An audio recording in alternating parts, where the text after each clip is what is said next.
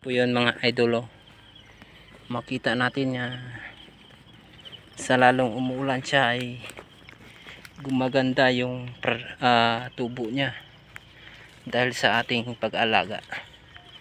So kailangan talaga kapag maliit pa ay alagaan natin mabuti ang ating pananim tulad ng sili, kasi ito ay pag gumanda ang tubo niya sa maliit pa siya hanggang sa lumaki siya ay gumaganda ang tubo mga idol. So ganito nangyari ng aming sili, 18 days pa lang mga idol ito, hindi pa nga ito umabot ng isang buwan, pero makita natin mga idol,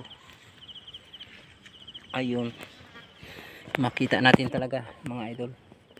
So ang ganda ng tubo nga so I believe na ito ay mag-success ng ating plantation. I pray to God na maayos ang ating production, dahil ito yung ganito nga mga tanim mga idol ay masyadong magasto o malaki ang demand, pero kung magsimula na ang production ay maganda talaga siya. So shout out dyan sa mga farmer, hello, huwag kayong magkataka or malaki ang ating gastusin. So ito yung dati nating corn at nanim mga idol, tsaka dito po tayo sa ating tanim na labuyo, kasi pumapa siya, parang nag-indisa na mga idol ang tanim natin na sili at saka damo. So kailangan na po ito damuhan para ito ay maprevensyonan natin ang mga damo sa ating mga tanim mga idol like this. Kailangan talaga nga damuhan na to, parang emergency for damo ng mga idol. Dahil tingnan natin, dito tayo sa kabila nating tanim mga idol. So makita nyo, updated tayo sa mga iba't ibang klase ng mga pananim natin, tulad sa ating tanim na mga sili.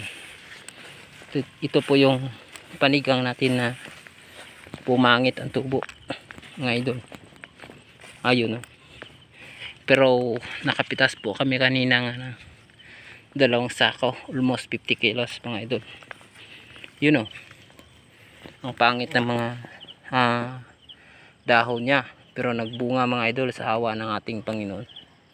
Binigyan pa rin kami ng bunga or biyaya dahil sa ganitong mga stasyon ng tanim. Huwag kayong susuko mga ka-farmer, bira lang, kasi ay tayo magtanim ay hindi talaga tayo malulugi.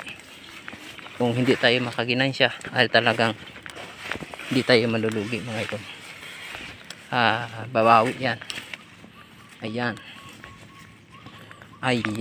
makita natin mga ka-idol ang ating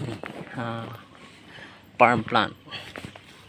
Ayan, yun, diba, punta doon, tsaka maraming pamulaklak nito, siguro bubunga pa itong bubunga mga idol.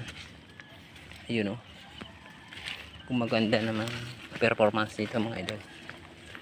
So shout out dyan sa mga farmer dyan, lagi po kayong magtanim na mayos. Thank you.